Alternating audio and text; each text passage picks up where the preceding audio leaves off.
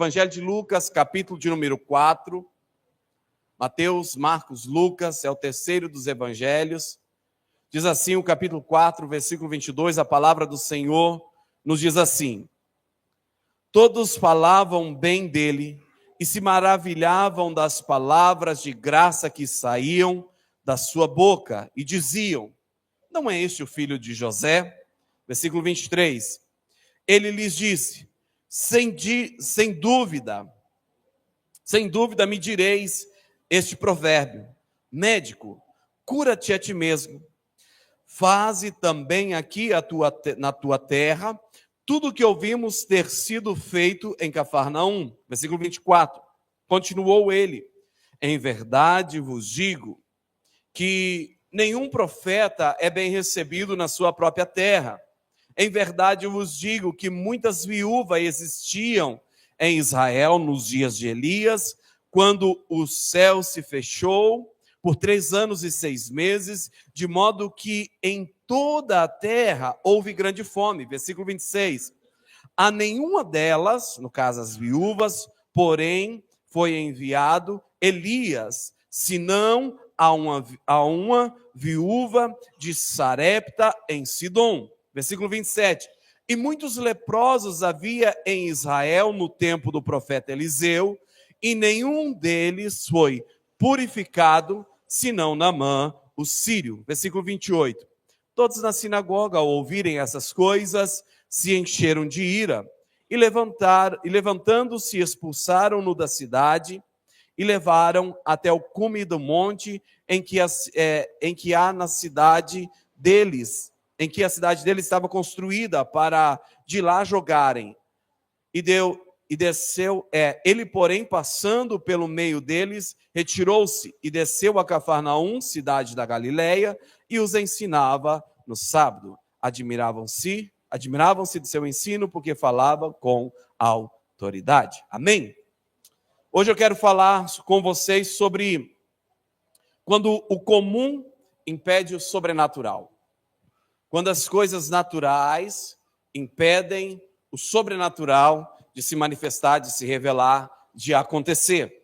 Jesus, ele, logo no início da sua caminhada, do seu ministério, Jesus, ele inicia o seu ministério em público em Nazaré, o lugar onde cresceu, e ele leu o texto de Isaías 61, se você voltar alguns versículos anteriores, do capítulo 4 de Lucas, você vai encontrar Jesus lendo Isaías 61, e declara algo extraordinário, onde ele diz: hoje se cumpriu essa escritura em vossos ouvidos. Está lá no versículo de número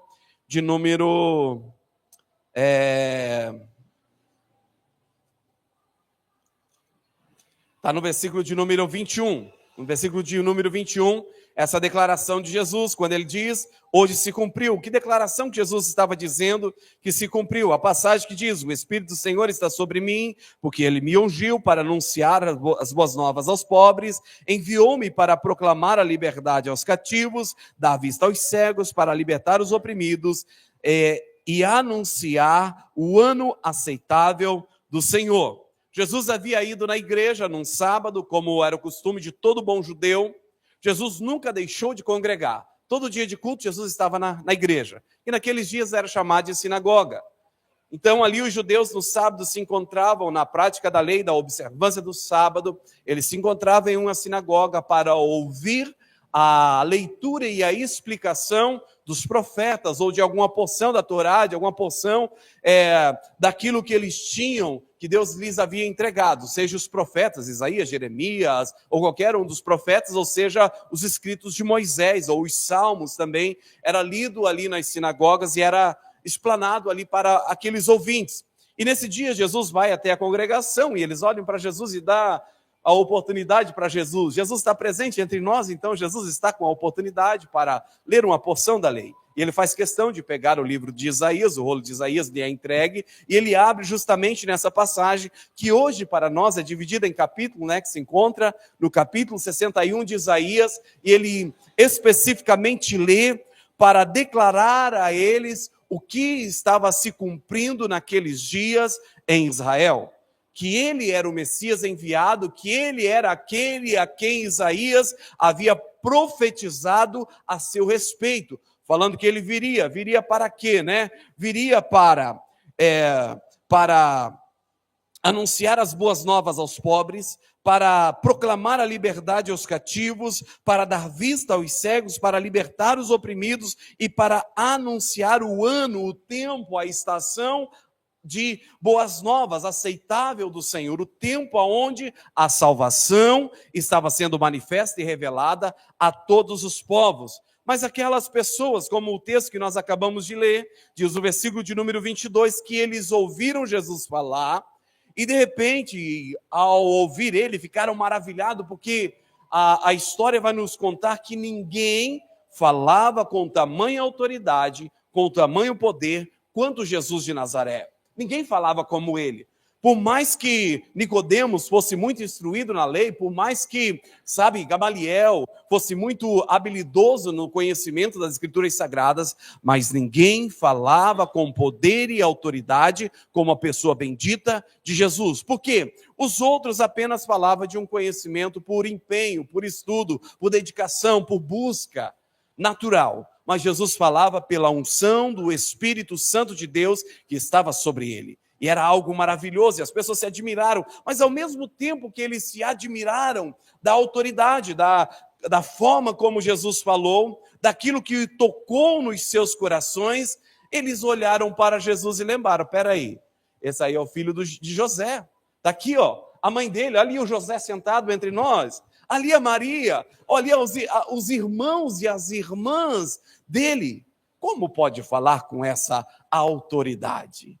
E ali começa algo interessante, porque esse povo de Nazaré, embora tivesse ficado maravilhado com as suas palavras, cheias de graça, beleza e autoridade, logo o encanto se transforma em incredulidade.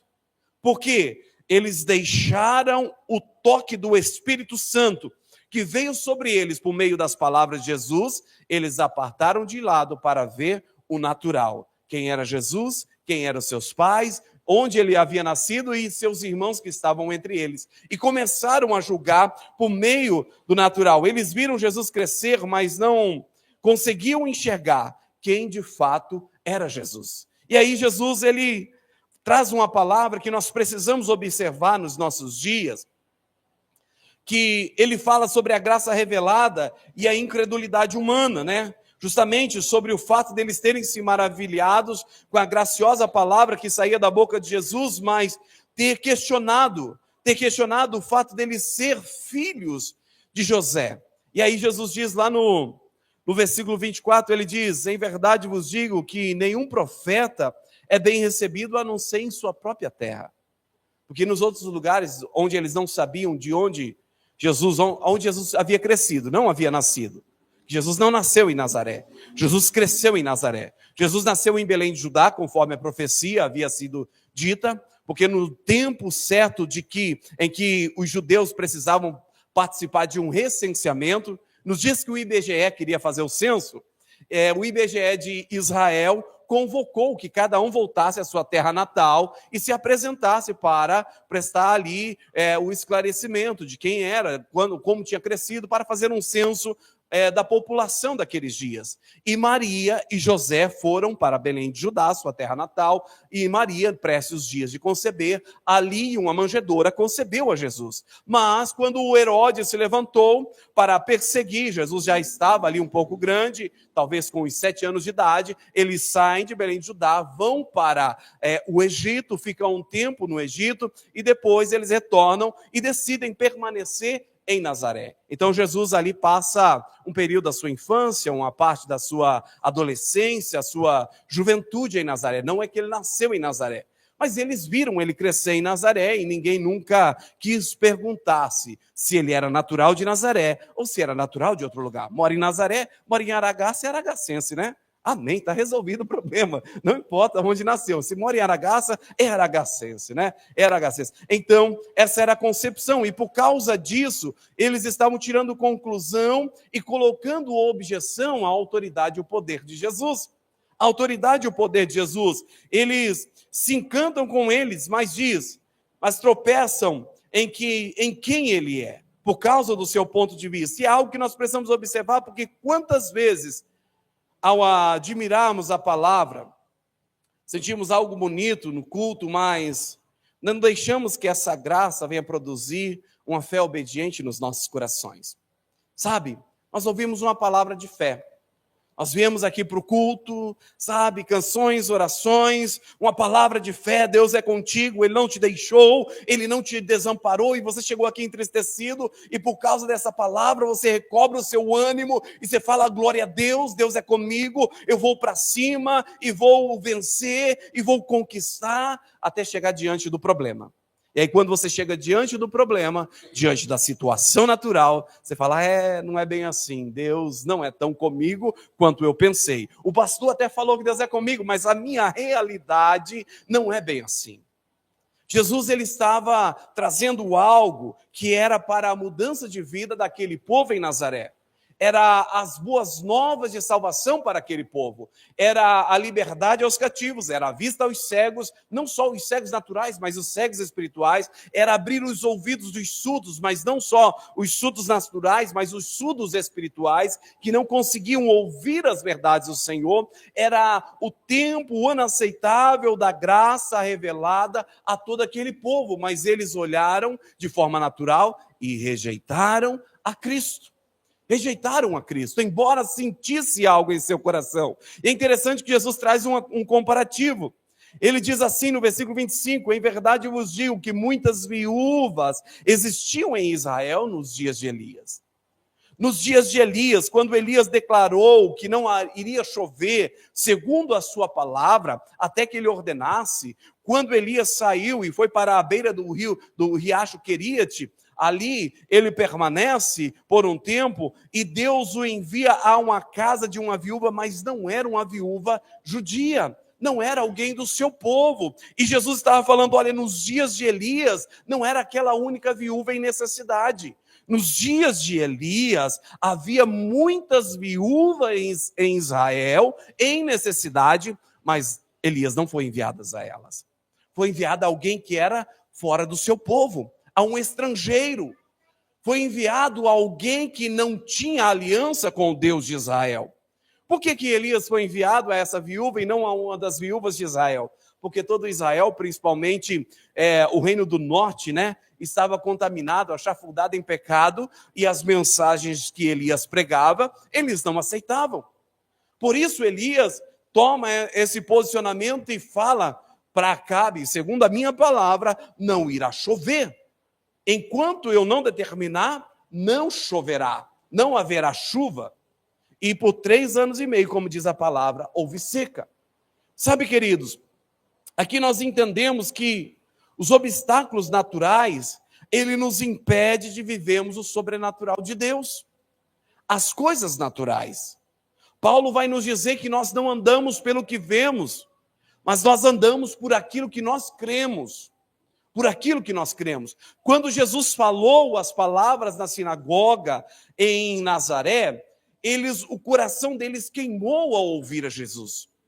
Houve alegria no seu coração quando ouviram as palavras de Jesus. Mas quando Jesus falou, olha, sou eu de quem Isaías está dizendo, eles questionaram, peraí, esse é filho de Maria, de José e os seus irmãos estão aqui. Então não pode ser, não pode ser. Como em muitas vezes eles questionaram quem era Jesus. E quantas vezes nós ouvimos as palavras de salvação, nós ouvimos palavras de vida, nós ouvimos palavras que nos levam a caminhos de novidade de vida, e quando somos confrontados com a realidade, com as situações presentes, nós colocamos uma objeção à promessa de Deus, por causa daquilo que os nossos olhos veem. Sabe, é como Pedro, quando estava andando sobre as águas e de repente parou para observar as ondas agitadas e o vento forte.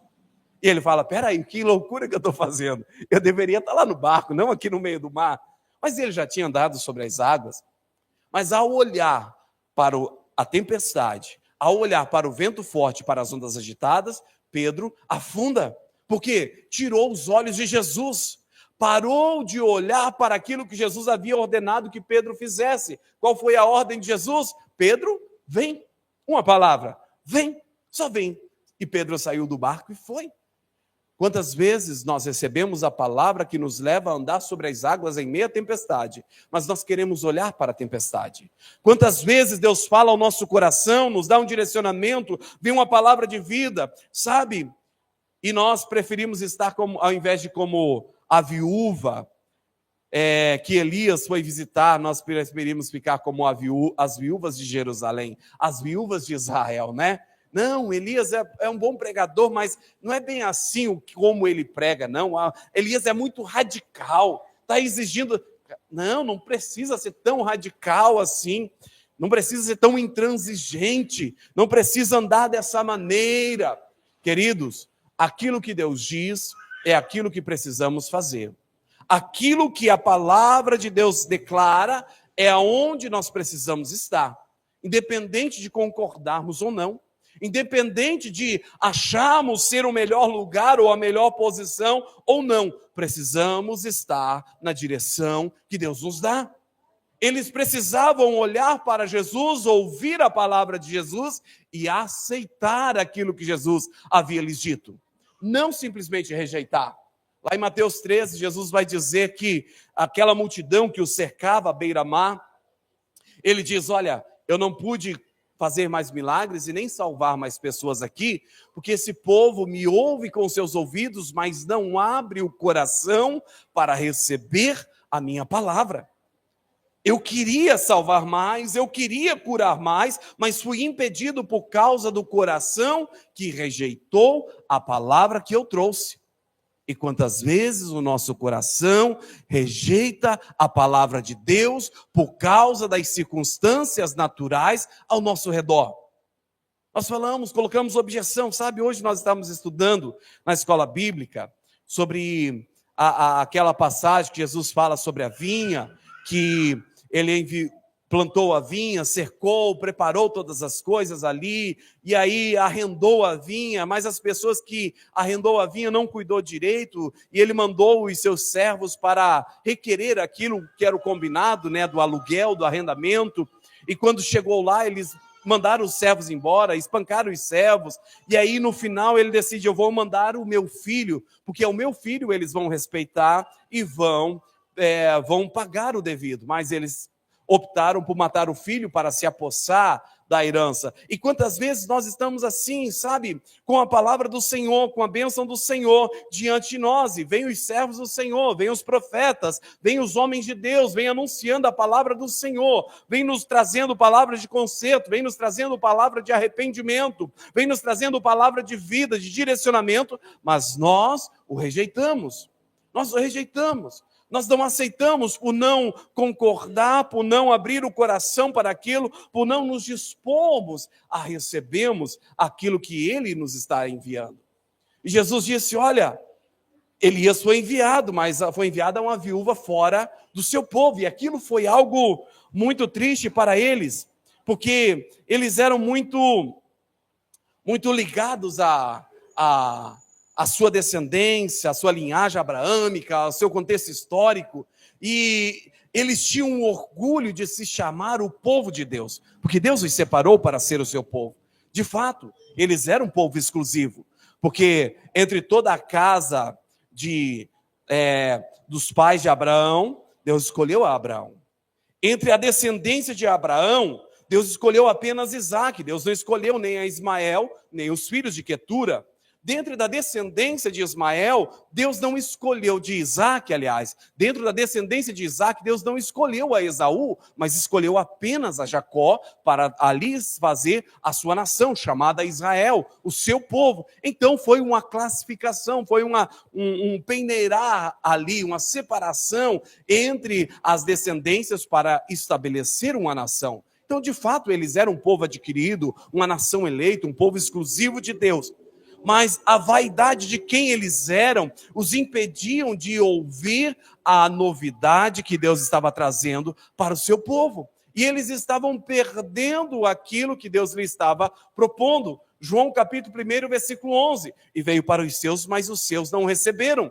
E diz o versículo 12, mas todos quanto receberam foi dado o direito de ser feito filho de Deus. Ou seja, a graça chegou para Israel. Eles olharam, não, esse aqui não pode ser o Messias. Ele é apenas o filho de José, o filho de Maria. Não, o Messias é descendente. Não, é diferente. Ele vem de Belém, nós sabemos de onde vem, nós já sabemos a descendência, quem é esse? E rejeitou a Jesus, e a graça se estendeu para toda a humanidade. João 3,16, porque Deus amou o mundo de tal maneira, que deu seu Filho unigênito, para que todo aquele que nele crê não pereça, mas tenha a vida eterna. E hoje há, como na lição nós vemos, né, uma pedra angular, uma pedra de esquina, que serve de edificação para as nossas vidas, mas essa mesma pedra também serve como pedra de tropeço. Tropeço, salvação para aqueles que o aceita, o recebe, ouve a sua palavra, obedece de coração os seus ensinamentos, mas uma pedra de tropeço para aqueles que ouvem a sua palavra e o rejeita. Porque a condenação para a humanidade não é por causa do pecado da humanidade. A condenação está para a humanidade por causa de rejeitar o unigênito Filho de Deus enviado para a salvação do mundo. Então, quando nós ouvirmos as Escrituras Sagradas, é como, se eu não me engano, é Hebreus que fala: se hoje ouvires a voz do Senhor teu Deus, não seja como aqueles no deserto que endureceram o coração. Ele está dizendo: não endureça o seu coração. Abra o seu coração para Cristo. Permita Cristo entrar na sua vida. O profeta foi enviado, mas chegou a alguém que não era do povo de Israel. Há pessoas que convivem com o evangelho há anos, mas nunca foram verdadeiramente transformados por ele. Sabem sobre Jesus, mas não conhecem a Jesus. Estão olhando simplesmente para o filho de José. Sabe, estamos chegando o período final de ano, né? E aí vem aquela questão natalina, aqueles presépios, todos fora do contexto bíblico, né? Que faz uma mistura ali de tempos. E aí as pessoas olham e pensam no nascimento de Jesus, passa o Natal querendo cantar parabéns para Jesus e etc., como se fosse aniversário dele, mas verdadeiramente não conhece. Não conhece. Sabem até citar algumas passagens bíblicas. Ora o Salmo 23, acorda de manhã recitando o Salmo 91, tem a Bíblia aberta no Salmo 91, chega a página do Salmo 91, está amarelada ali, de tanto tempo que está aberto no Salmo 91, sabe o que está escrito, mas não vive a palavra, não anda em conformidade com aquilo que as Escrituras Sagradas diz. E Tiago vai nos dizer que nós não podemos ser apenas ouvintes, mas nós precisamos ser praticantes da palavra.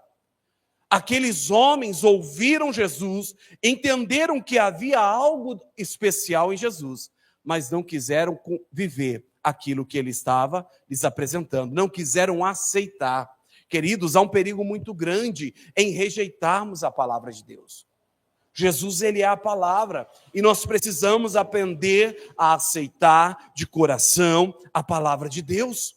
Nós precisamos aprender a abrir o nosso coração para recebermos a boa semente em nossos corações e permitir que ela cause em nossas vidas a mudança da qual nós precisamos. Recebemos a Jesus hoje, aceitarmos, olharmos a Ele como Salvador, é receber a boa palavra que Ele traz aos nossos corações. Quando Ele diz: vinde a mim, todos vós que estáis cansados e sobrecarregados, que eu vos aliviarei, é virmos a Ele, permitir que Ele traga alívio aos nossos corações. Quando Ele diz: se vós estiveres em mim, e as minhas palavras estiverem em vós, pedireis o que quiserdes, e vos será feito, é nós estarmos neles e a palavra dEle está verdadeiramente em nós. A palavra estar em nós é estar em nossa boca, estar em nosso coração, estar na nossa vida, no nosso dia a dia, constantemente em nós. Constantemente, ela precisa estar em nós, porque senão seremos como as demais viúvas de Israel. Você já imaginou a tragédia da notícia? Rapaz, você ficou sabendo? Eliseu foi lá em Sidom, encontrou uma viúva lá em Sarepta, falou para ela fazer um bolo para ele, ela fez um bolo para ele e tal, e aquela viúva foi atendida por causa de uma palavra que Elias liberou sobre aquela mulher. Uma palavra, lá em Sarepta. E aí eles ficaram: rapaz, mas e as viúvas? E a minha vizinha ali, sabe, próximo da casa do rei Acabe, está passando necessidade. Por que Elias não veio para cuidar da necessidade das viúvas de Israel? Porque Israel, Como Jesus mesmo disse sobre eles, né? Era o povo que matava os profetas e apedrejava os que a eles foram enviados. Um dia, um dos profetas se levantou, se não me engano, era Micaías, levantou e declarou a palavra do Senhor, mas havia outros tantos profetas que se levantavam em nome de Deus e declaravam coisas boas, e eles preferiram ouvir os falsos profetas ao invés de ouvir o homem de Deus. Porque o homem de Deus falou algo que era contrário, trouxe uma palavra de arrependimento, trouxe uma palavra de conserto, mas eles não aceitaram a palavra de conserto. Eles rejeitaram. Até esse profeta é esbofeteado e fala: aonde está o espírito de engano que veio sobre mim? Foi rejeitado, porque a verdade de Deus, às vezes, sempre vai ser algo contrário às nossas vontades. Não vai ser aquilo que nós estamos querendo. É muito bom nós ouvirmos palavras agradáveis, que nos anima, que diz: olha, você está no caminho certo. Mas, quando as coisas não estão indo bem, a probabilidade de nós estarmos no caminho errado é quase 100%, ou um pouco mais que isso, né? Porque se nós andarmos em obediência à palavra de Deus, Ele é fiel e justo para guardar e nos sustentar, para nos proteger, nos livrar. Não é que não vai haver adversidade, mas é que em meio à adversidade nós vamos ter paz e segurança nos nossos corações por estarmos andando segundo a palavra de Deus. Queridos, precisamos ter o cuidado, porque ele ainda usa a história de Naamã, né? Versículo 27, muitos leprosos havia em Israel no tempo do profeta Eliseu, e nenhum deles foi purificado, senão Naamã, o sírio. Somente Naamã. Quantos outros você ouviu falar no Novo Testamento que receberam a cura da sua lepra? Somente Naamã. Somente Naamã. Por quê? Porque Naamã chegou lá, em Israel, falou com o rei se entristeceu por causa da carta que o rei que governava Naamã mandou para o rei de Israel, e aí Eliseu se levantou e falou: não, fica tranquilo, há profeta em Israel, aqui tem homem de Deus, manda ele aqui. Mas Naamã pensava que chegasse lá diante do profeta, o profeta sairia, colocaria a mão sobre a cabeça dele, sabe? Talvez fizesse um ritual, alguma coisa, alguma liturgia, orasse por ele, sabe? Fizesse uma campanha de oração, entregasse o óleo ungido, a água ungida, ou qualquer outra coisa, qualquer elemento para ajudar a ele a estimular a sua fé, para que ele pudesse ser curado. Mas quando ele chegou lá, o profeta nem o recebeu, só mandou o recado: vai lá e fala para ele descer até o Jordão e mergulhar 7 vezes. Eu falei: rapaz, um dos comandantes da minha terra, o cara nem olha na minha cara, nem vem me receber, nem me respeitou como autoridade, e saiu de lá soberbo, leproso, né? Até que alguém o convenceu. Fala: meu senhor, se o profeta tivesse pedido algo mais difícil, o senhor não faria? Sim, então por que o senhor não faz algo que é simples? Vai lá, mergulha, ele obedece a palavra do homem de Deus, e ali ele é curado. Mas Israel estava permanecendo na sua soberba, como Naamã saiu inicialmente da presença de Eliseu. Israel permaneceu, porque quantas vezes a palavra de Deus veio ao povo de Israel, mas eles não se voltaram ao Senhor. Agora Naamã foi curado, porque quando ele parou para pensar sobre a palavra de Deus que veio por meio da boca do homem de Deus, ele decidiu obedecer. Não é porque Naamã era especial, não é porque Naamã era mais santo do que os demais, os leprosos em Israel, mas era porque Naamã ouviu e obedeceu a palavra do Senhor. E Jesus está dizendo: olha que palavra maravilhosa é essa, queridos. O Espírito do Senhor está sobre mim, porque Ele me ungiu. Para quê? Para anunciar as boas novas aos pobres. Enviou-me para proclamar a liberdade aos cativos, dar vista aos cegos, para libertar os oprimidos e anunciar o ano aceitável do Senhor. Era uma palavra de vitória que Jesus estava trazendo. O coração deles se enche de alegria, mas ao mesmo tempo, eles olham para a situação natural e questionam: quem é esse? Quem é esse? Quantas vezes nós questionamos a palavra de Deus, mas a graça de Deus, ela vai ultrapassar as fronteiras. Jesus recorda esses 2 episódios justamente para mostrar para eles que a graça de Deus não tem limite, e por isso os perdidos, os cativos estavam acessando o reino de Deus primeiro do que aqueles que oravam, clamavam a Deus pelo reino de Deus. A graça de Deus vai além de nossos preconceitos e limites. Quando achamos que somos os donos da bênção, corremos o risco de perder aquilo que julgamos possuir. Quantas vezes nós não? Eu oro todo dia, eu leio a Bíblia. Toda semana eu tenho um tempo de jejum, eu não falto culto. Estou na igreja direto. Mas às vezes estamos fazendo simplesmente rotineiramente. Simplesmente como uma tradição, como um costume. Não estamos fazendo por obediência. Não estamos fazendo por sujeição à soberana vontade de Deus. Não estamos fazendo para buscar agradar ao Deus Todo-Poderoso. Queridos, o que Deus está nos ensinando aqui por meio das palavras de Jesus é que devemos deixar as coisas, práticas, naturais, as coisas circunstanciais e nos permitirmos ser levados pela graça de Deus para vivermos o sobrenatural. Deus quer nos levar para vivermos o sobrenatural. Olhamos para as situações dos nossos dias e vemos problemas, dificuldades e adversidades, mas a nossa boca confessa a maravilhosa promessa de Deus, declarando que em Cristo somos mais que vencedores, que há um futuro, há esperança para nós, há uma saída, há vida, há prosperidade, há a bênção do Senhor sobre a nossa vida, sobre a nossa casa. Por quê? Por causa daquilo que a palavra de Deus diz a nosso respeito. A minha, sua fé precisa estar fundamentada nisso.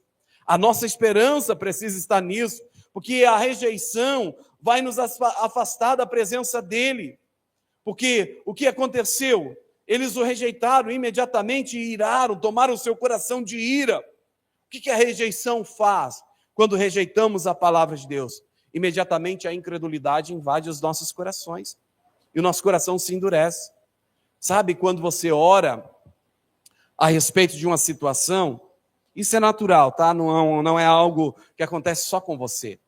Você ora a respeito de algo e você está ali firme na palavra, mas quando você chega diante da situação, aquilo que você esperava que acontecesse não aconteceu, e às vezes o problema, ao invés de diminuir, ele aumenta, se torna pior, e aí ao invés de você permanecer na palavra, você fala, não tem mais jeito mesmo, você joga a toalha e desiste.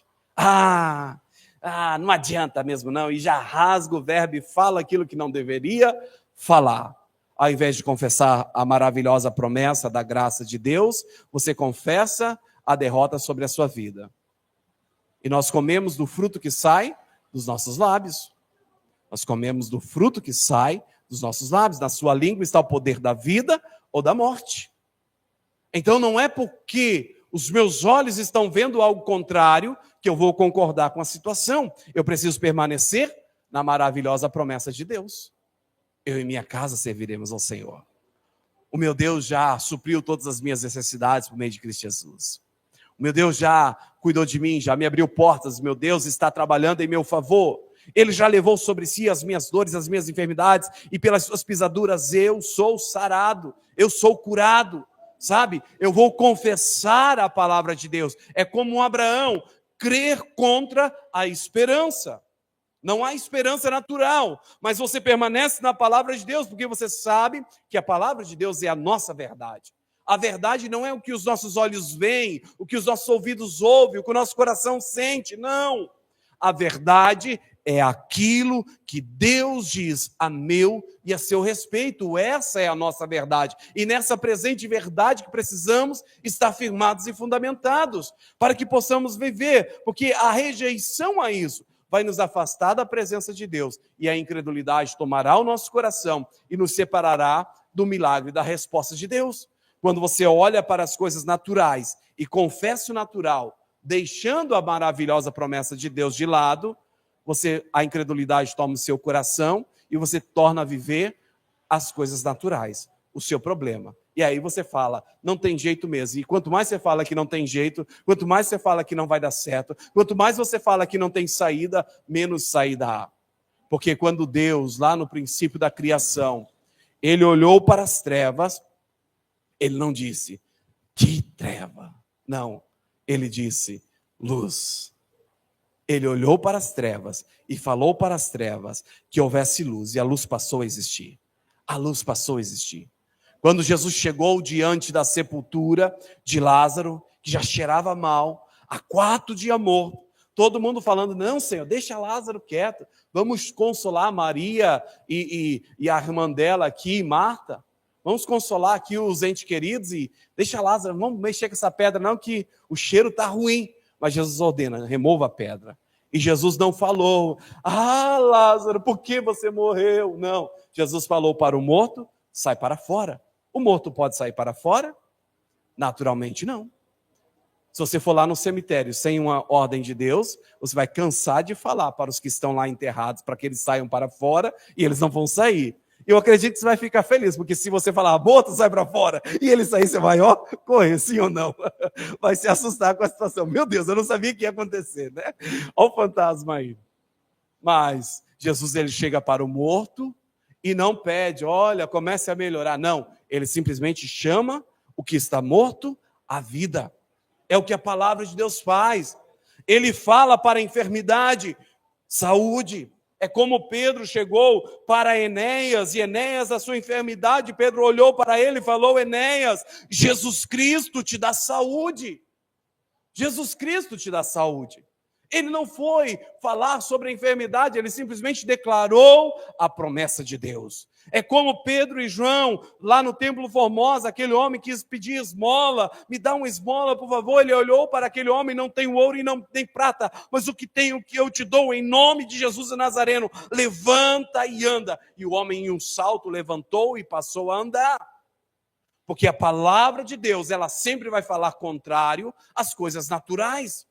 Ela nunca vai falar em conformidade, sabe, ajustando as coisas naturais para que chegue, não. O evangelho é o poder de Deus que transforma a vida daquele que crê, que transforma a vida do homem. Ela é poderosa para trazer mudança. Então, a rejeição a essa palavra vai trazer o afastamento da presença, vai chegar ao ponto de queremos. E eu sempre falo isso, e eu acredito piamente que aconteceria novamente. De queremos apedrejar a Jesus, empurrar ele precipício abaixo. Você acha que se Jesus estivesse como homem entre nós, cristãos, entre nós que servimos a Deus, que lemos a Bíblia, que oramos e jejuamos, você acha que nós não iríamos querer pregá-lo numa cruz? A maioria de nós iríamos fazer a mesma coisa. Por causa do nosso coração que se endurece para as verdades de Deus. Queridos, há um perigo muito grande ao olharmos para o natural e tirarmos os nossos olhos de Cristo. Não podemos tirar os olhos de Cristo. Olha só o que a palavra de Deus diz, Hebreus capítulo 12. Para nós partirmos para o final da mensagem. Não estava no contexto, mas veio ao meu coração e quero compartilhar com vocês. Hebreus capítulo 12. Diz assim a palavra do Senhor, 12:1. Visto que temos uma multidão de testemunhas ao nosso redor, afastemos de nós qualquer coisa que nos torne vagarosos ou nos atrase, especialmente aqueles pecados que se enroscam tão fortemente em nossos pés e nos derrubam, e corramos com perseverança a corrida que Deus propôs para nós. Como? Mantenham o olhar firme em Jesus, o autor e o consumador da nossa fé.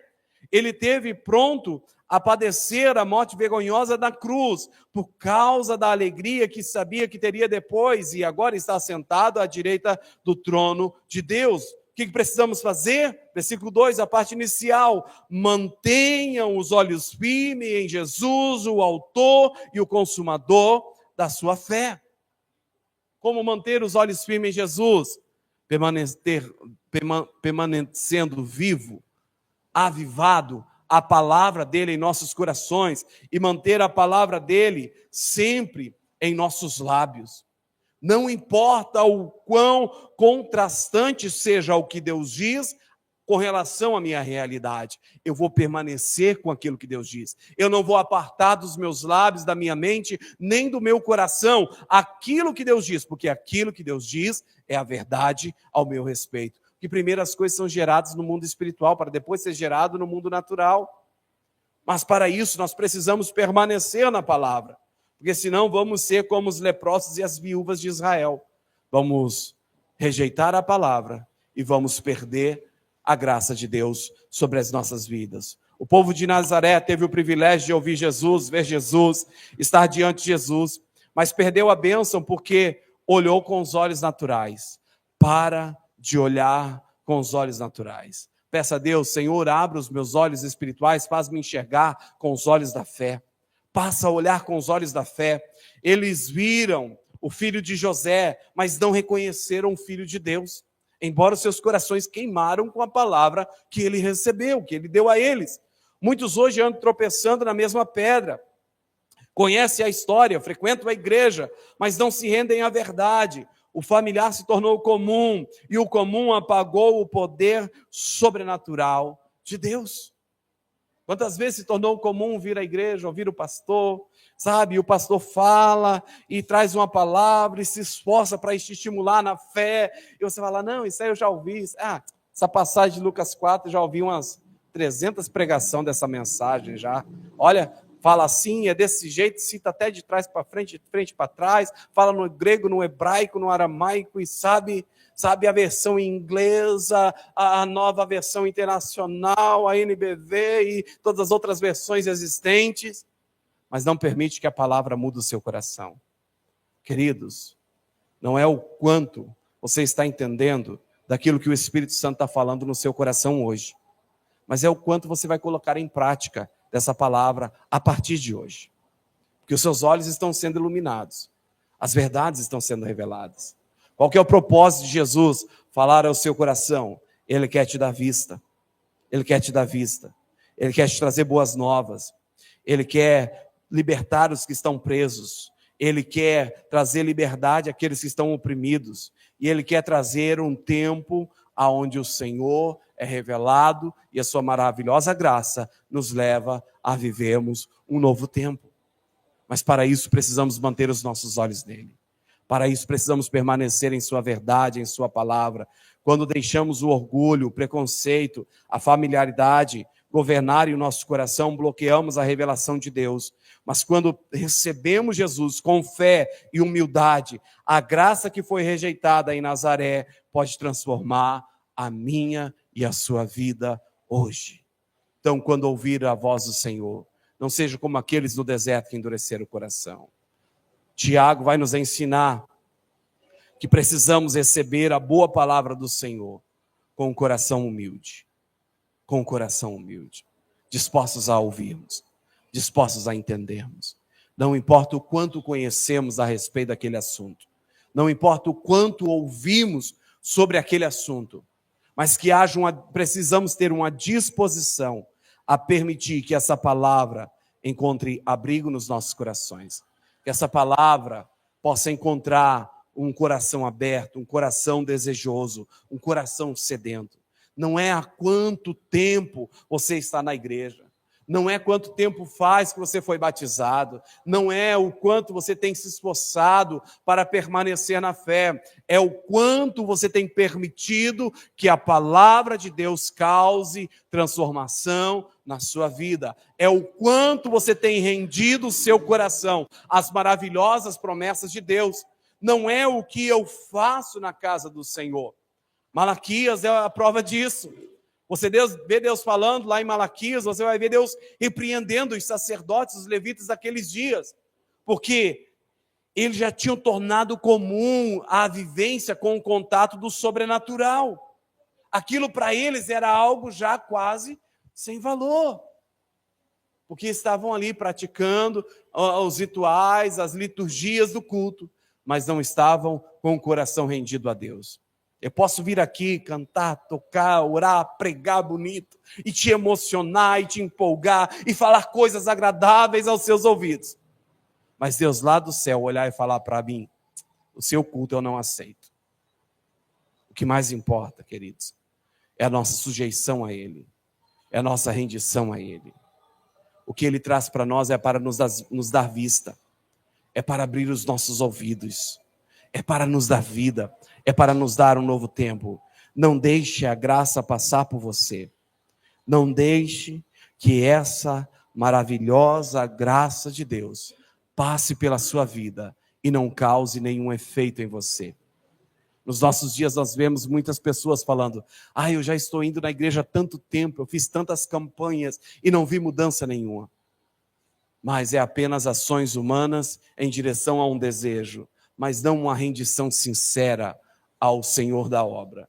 É apenas uma ação em direção a uma obra, mas não uma rendição de coração, genuína, verdadeira ao Senhor da obra. Que nessa noite possamos render o nosso coração a Ele. Amém? Coloque-se de pé em nome de Jesus.